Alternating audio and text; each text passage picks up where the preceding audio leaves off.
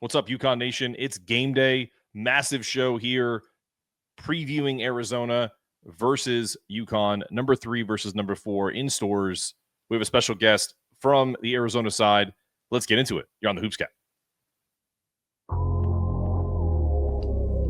Let's get it. Let's get it. Let's get it. Let's get it. Yeah. UConn, baby. Home of the champions. Let's go. Welcome into the Hoopscat Pod. I'm your host, Mark Zanetto. This is a special preview edition of UConn versus Arizona game day. Number 3 versus number 4. 2 heavyweights, 2 elites, freshmen that are crazy. Got 5 stars. We've got guys who have entrenched in the program. And we're bringing in a special guest to break it all down. Jake Faigus, part of an Arizona coverage duo alongside Patrick Carr for Bleav in Arizona on the Bleav Podcast Network. Jake's been locked into Tommy Lloyd's program from the jump. He understands the roster, the rotations, Peat, the X's and O's, the factors that are going to be the biggest issues in this game. We're going to dive into the major matchups, the tempo battle, the star freshmen, and what we should realistically expect from tonight's game in stores. 2 of the most complete teams in the country collide in Gampel Pavilion. All right, without further ado, let's bring them in.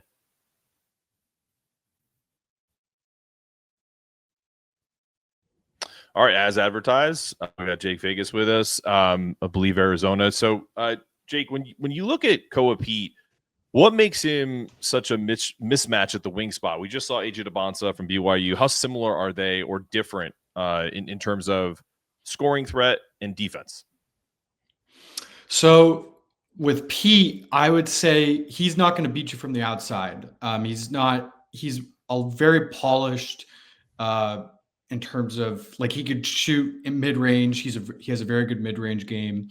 And then he's also what we saw even with like the Florida game and stuff, like he's dominant down low. He's not going to be someone that's going to be shooting like threes in this game, for example. That's not his game.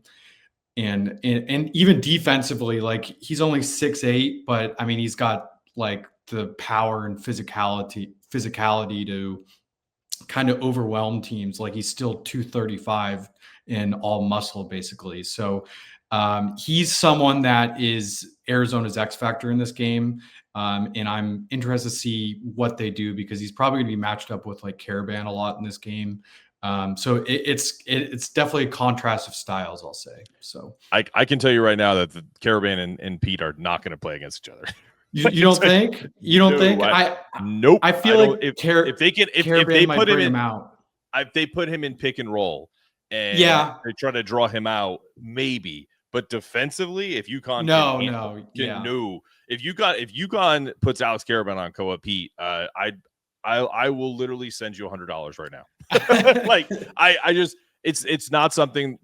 There was one point in the BYU game where he got caught essentially trying to guard AJ, and it was out of necessity in a transition. It's going to be Jay Stu at the beginning, which is still a mismatch because Jay Stu is 6'7", probably 210, and you're gonna see a matchup of I think honestly what's crazy is, and this is where you tell me, I think if Terrace has this foot speed to hang with him, and he's bigger than Koa, so I think that's what they're going to do. But the problem with that is, if he's as good as you say he is, and we've seen, the results so far, could put Terrace in some foul trouble. So that's going to be a really interesting dynamic. I think it's going to be by committee. Like I don't think you're going to see one specific matchup. But to your point, if they bring out Koa in these kind of actions that UConn likes to run, where Karaban's behind the 3-point line, maybe I think that could be something that they do to kind of tire him out. We'll see. I think that's kind of the reason why we're so interested in this game. I think it's going to be a really big contrast in styles. What about the rest of the front court? Like, obviously Peat's the name, but they're not just him. The Wildcats are pretty stacked. So talk to me just like overall about this team, Toby Awaka, like just the rest of that group. So the weakness that I think UConn's actually going to try and exploit is Krevis, just because he's the slowest of the front court. Like Reed, I think Reed's going to have a giant matchup advantage against Krevis, because Krevis, he's like size is a big factor, but he's slow. Sure. And Reed he has that speed. He's just more athletic. Like that's the matchup as an Arizona fan that I'd be the most worried about. Awaka, he's a dog. Like he's just a rebounding monster and machine. And the key with him though is that he's still going to be at a size disadvantage, I think, in most games, whether it's against UConn or coming just in general. He's still only 6'8". He's about Peat's size overall. So like that aspect, I think, is something that's going to be really key. I think Reed though is like primed to be like dominate almost, because that matchup, because even though Arizona has those three guys they can shoot at any given team like UConn in this matchup, Reed has all those factors. Like he's more athletic than Krevis, but then he's also just bigger than Awaka.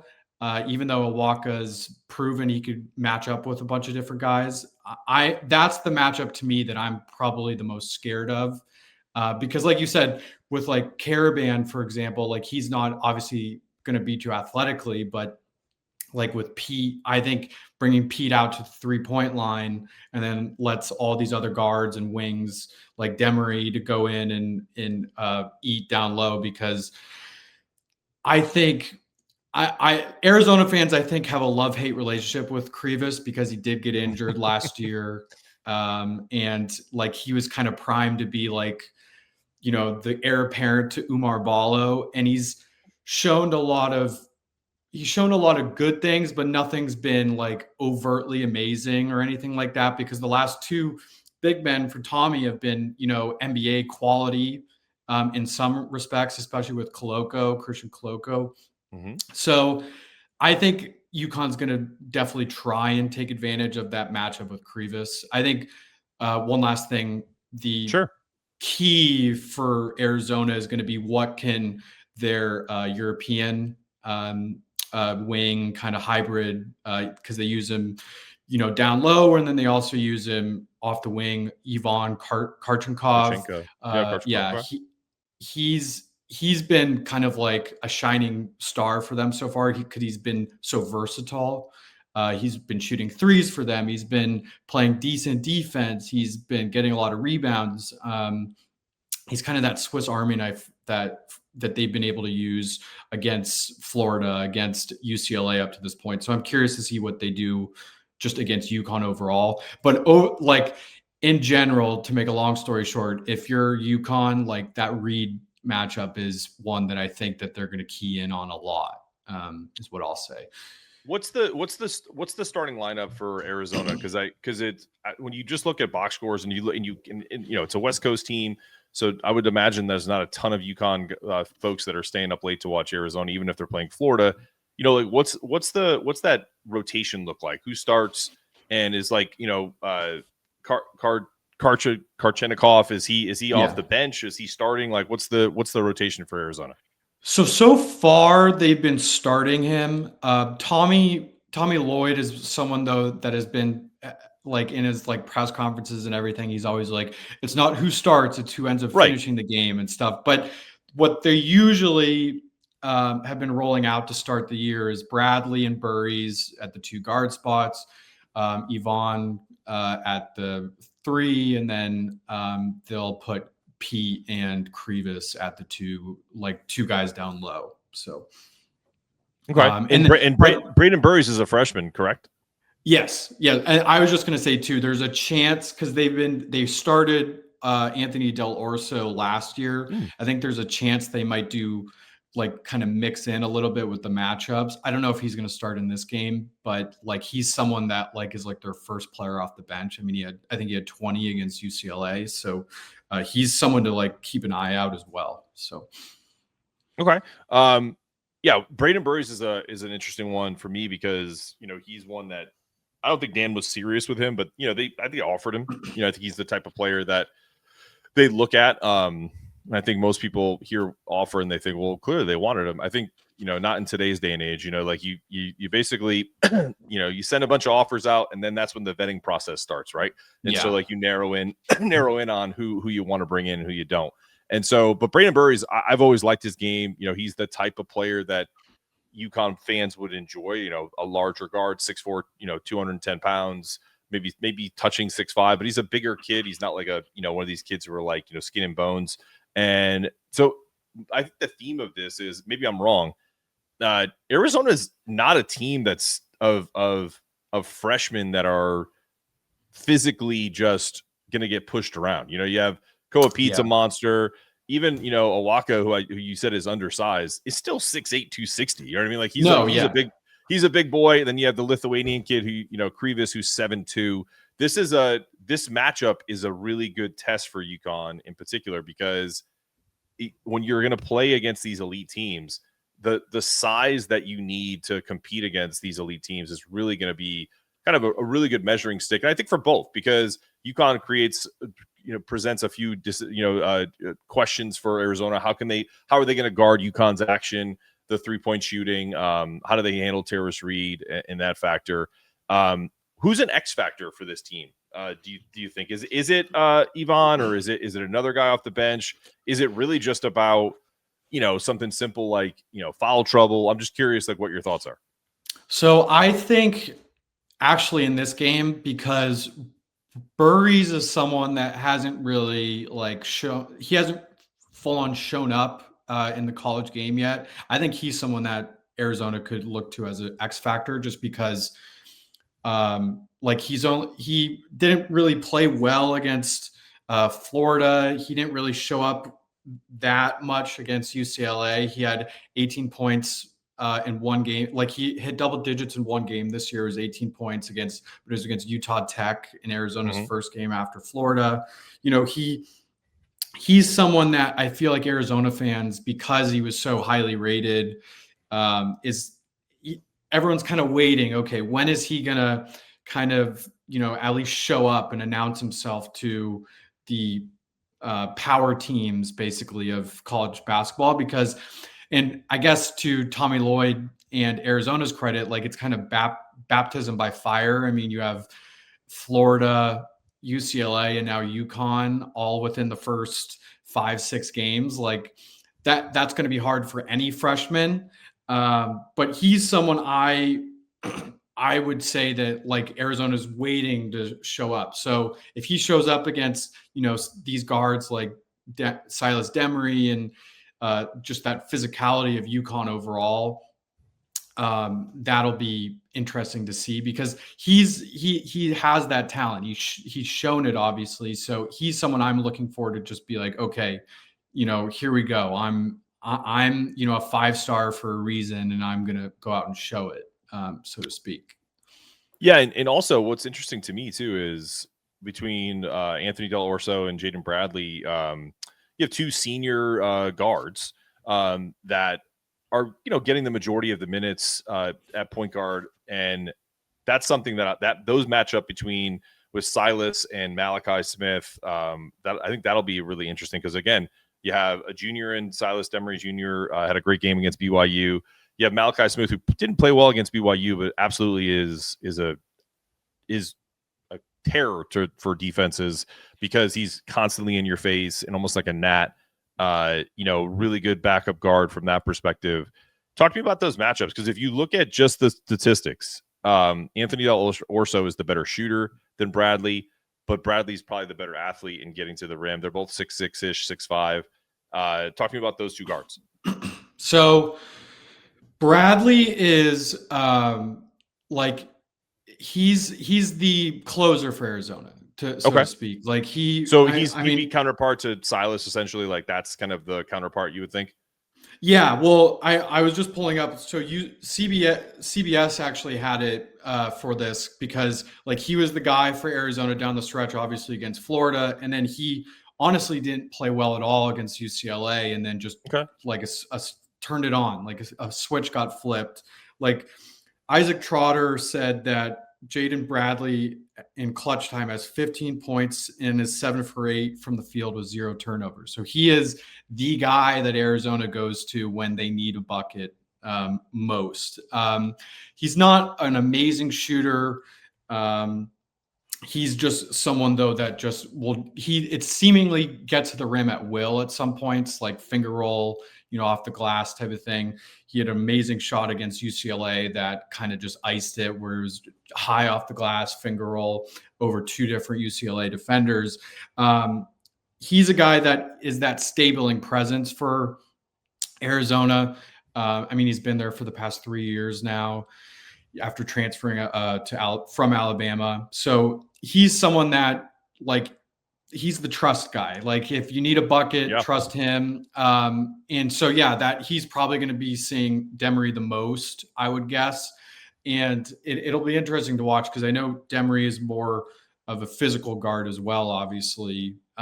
So that's going to be probably like the X factor not X factor, but deciding matchup of the game, I would say, because like those two guys are going to be hounding each other all game. So, and then I would say too, with ADO, Anthony Dell'Orso, like he's someone that he's another guy. Arizona fans kind of have a love-hate relationship with him, because last season, at least, he's playing better defense this year. Last season, his defense was, to be quite honest with you, awful. Like, he was a revolving door. Guys would just drive to the rim against him, and like at will. Like, he had no muscle, no resistance. This year, he's playing out like better on the defensive side. He added more muscle.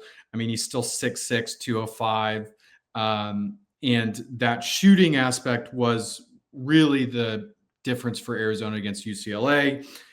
He had 20 points against UCLA, went 57.1% from the 3-point line. He was literally the guy that like kept bailing Arizona out, because the UCLA defense was just confusing them at least at the start of the game. So it'll be interesting to watch, because like you said, Smith is more of like, he's like a gnat in terms of being annoying. So I'm curious to see what Arizona runs to, try and get him open kind of around the perimeter, how many different screens, ball screens, all this different stuff to just get Dell'Orso looks, because he's their most consistent 3-point shooter.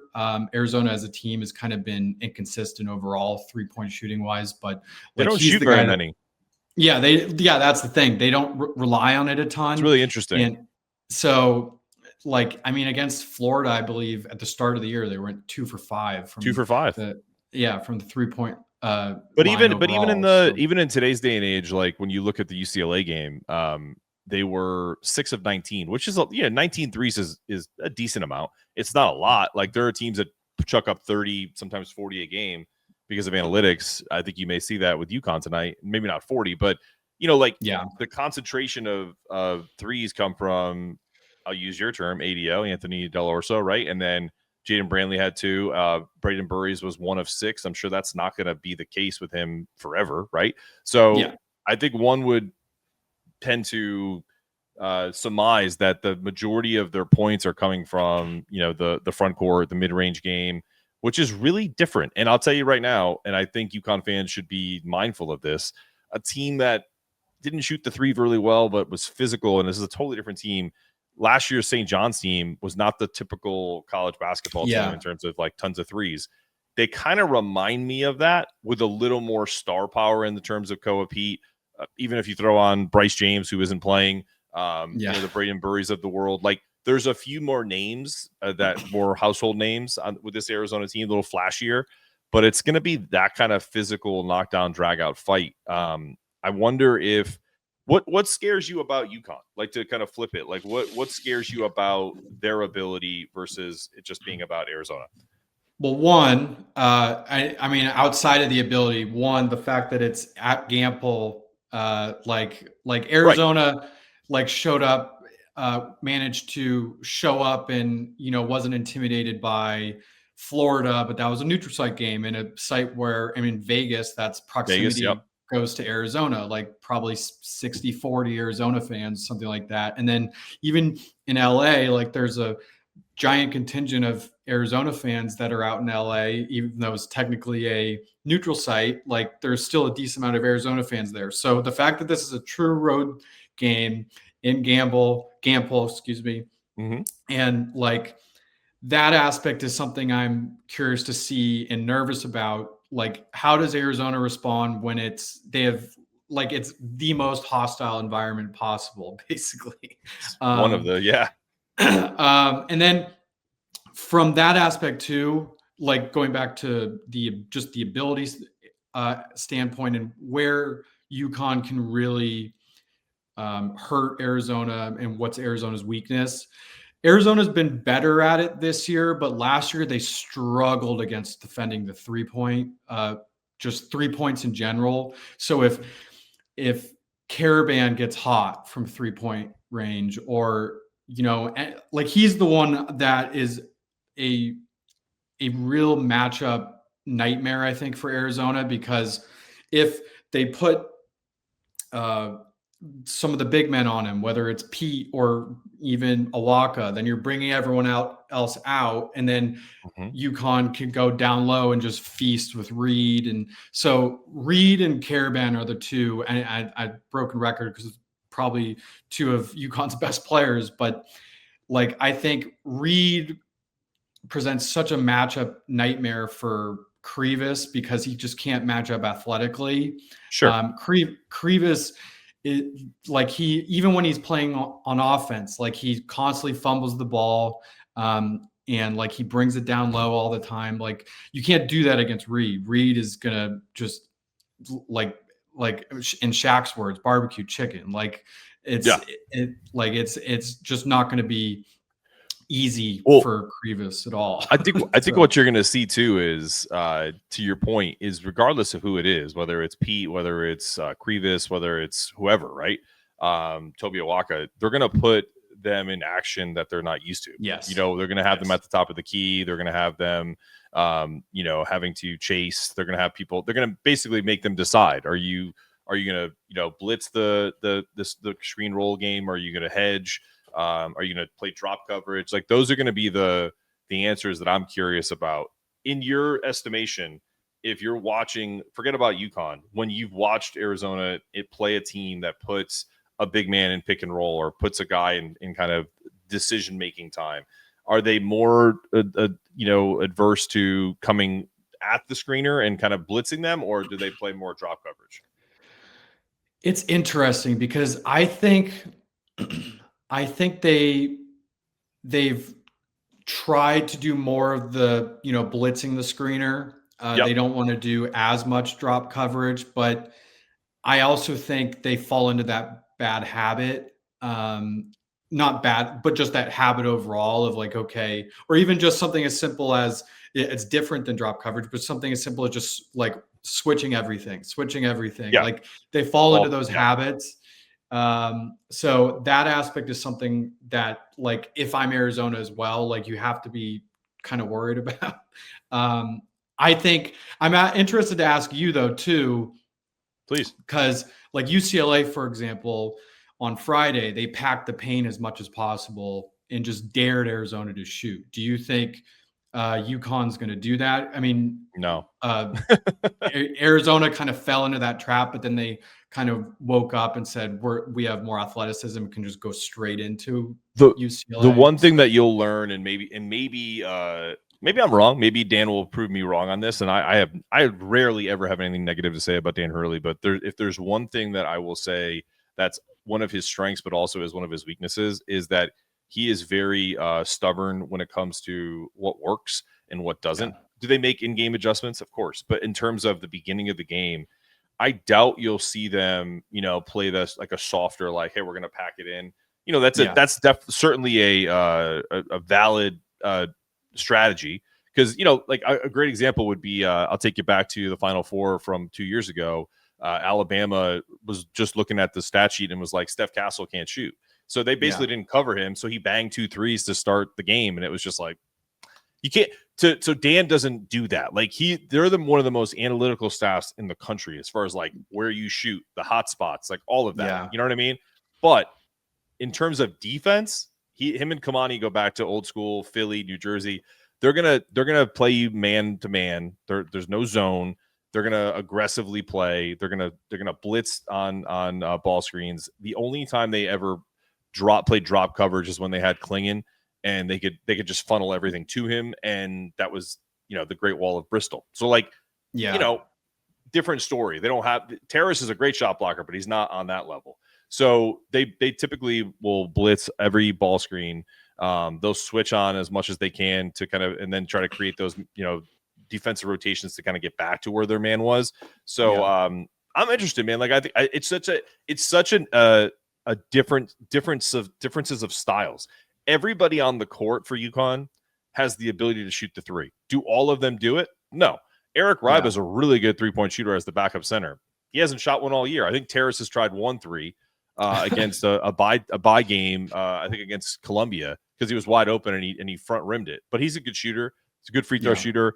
Everybody else can stroke it. Alex, Solo, Jay Ross, Jay Stu, Jaden Ross, who everyone's been waiting for these moments. If he has a big game, it's going to be a tough night for you guys. But the question I have for you guys is, if Arizona wins this game, what's the headline? The headline is like, I would say something along the lines of Tommy Lloyd's schedule ended up working out. Like baptism by fire works out, because the fact that Arizona already played Florida, already played UCLA, is playing UConn, and then for the rest of the non-con, they play Auburn in McHale and Tucson, and then they go technically another neutral site in Birmingham. They play Alabama, and then they basically close it out against a solid San Diego State team in Phoenix. So I would say something along the lines of like Tommy Lloyd's scheduling works out, because if Arizona does win this game, like I don't think there's any question. Like they're easily the number one team in the country, just because I agree.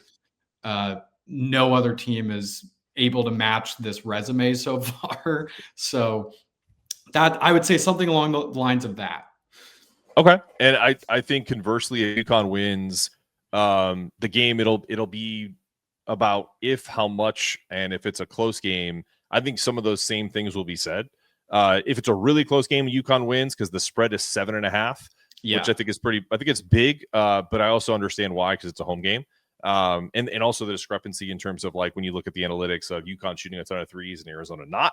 So if you look at it from that perspective, if they do cover this, then I think the opposite is going to be said. They're going to be saying, is UConn the best team in the country? Yes. But if it's a closer game, you're going to say, well, UConn should win that game because it's home and Arizona is pretty damn good. And so I think it's going to fall somewhere in the middle of that. Personally, I think UConn should win the game because it's home, but it would not surprise me in the least if Arizona was to come into Gampel tonight and win the game. I'm not saying that just to suck up to you. I'm being honest. Like it's because it's a different type of game.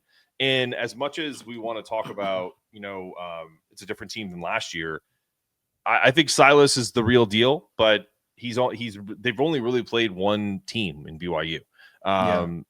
So, and they also had a hard time closing that out. They were up 20 and they slowly dwindled down and ended up being a 2-point game.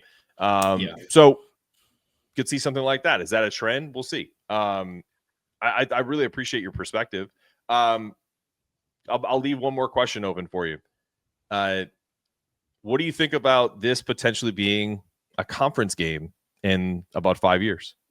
For the Big 12, I would love it, honestly. I mean, obviously, Brett Yormark has those New York ties. He's like constantly wanting to get UConn involved because he has, I don't know if he's from New York, but I know he worked there and all this. And so that UConn is the one thing I feel like the one program he really wants, because it's the like Northeast one true basketball program. So this will be that'll be awesome. I hope he can do it because it'll just further cement the Big 12 being that much better in basketball.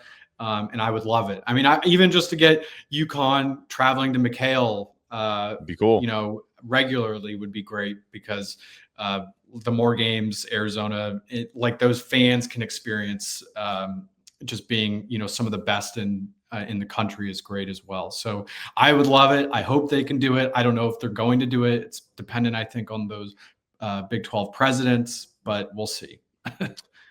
And don't discount the fact that the reason why it didn't happen last year is because there were questions about UConn football. There are no more questions about UConn football. Yeah, thanks to Jim Mora. Yep, thanks to Jim Mora. And also, I would be remiss, our AD, Dave Benedict, absolutely made it a priority to create the type of football program that's attractive to a P4 football school. But as I say that, and my company is a Big East Energy Network, we will adjust if needed. But I don't think we'll be having to rebrand or renew anything for multiple years because those TV contracts don't come up till 2030. So, yeah. So I just wanted to get your thoughts on it. Jake, I appreciate you, man. Tell everyone where they can find your stuff on the Bleav Podcast Network. Yeah, I do the Bleav in Arizona podcast. It's me and I have a co-host, Patrick Carr. We have not been able to get it, like scheduling wise, do a preview of UConn. We're going to do a recap though. And that'll be on, anywhere you can get, podcasts, iTunes, Spotify, what have you. You can follow us, just myself and Patrick on like social media as well. My social media is always just Jake Faigus, Jake_Faigus, anywhere on X and what have you. So it was fun to be on. Thank you so much, Mark. My pleasure, man. We'll definitely check you out. Make sure people go check out Bleav Podcast Network. Good content there. Once upon a time, I had a podcast on that show. That's on that network. That's for another day. We'll see you next time on the Hoops Gap. So that was Jake Faigus of Bleav in Arizona. Go check him out. Him and his co-host Patrick Carr do a great job on Bleav Podcast Network. I think it's going to be a good game tonight. 7.5 is a little too steep for my blood, but if you are a believer in, no pun intended, in this UConn team and what they did at the beginning of the BYU game, maybe you lay those points. But I want to see a little more consistency from this team, home or neutral or away, before I start to put our hard-earned money on that 7.5. If you showed me if you give me a money line, I'm picking UConn because obviously UConn is home and they should win this game by a possession or two. If it does get out of hand where they play well because of their shooting, I think we talked about this on the show here. They have a big advantage in that department, and as Jake told us, Arizona's had a hard time covering three, so that could be something to watch. I do think Arizona's size is going to bother UConn, not from a perspective of, they're just more talented. Offensive rebounding. Pardon me. Whew, that was heartburn. Offensive rebounding, I think with the Lithuanian kid who's 7'2", Toby Awaka. First off, that's like one of the best. I love saying that name, Toby Awaka. That's just a cool name. And so he's like Koba Keta from BYU who was injured. So like, then not even mentioning Koa Peat, like they're just a big team. So it'll be really cool. I think it'll be an interesting game. I'm excited about. I've always been a pseudo when I was a kid, like with Miles Simon, Mike Bibby. That Arizona team was always really fun and cool to watch. So Richard Jefferson, Gilbert Arenas, like there's just always been really cool. Lute Olson, enjoyed having them beat Kentucky a long time ago. Like, I think everyone was rooting for them in that Final Four. So Miles Simon, one of the better Final Four appearances in history. So I don't hate Arizona. I want UConn to win the game, but this isn't like fuck this team type thing. This is let's just beat a good team. End of story. Tommy Lloyd, good coach. Can he win the big game? We'll find out. We'll see you after the game. Go Huskies. Let's get it. Let's get it. Let's get it. Let's get it. Yeah. UConn, baby.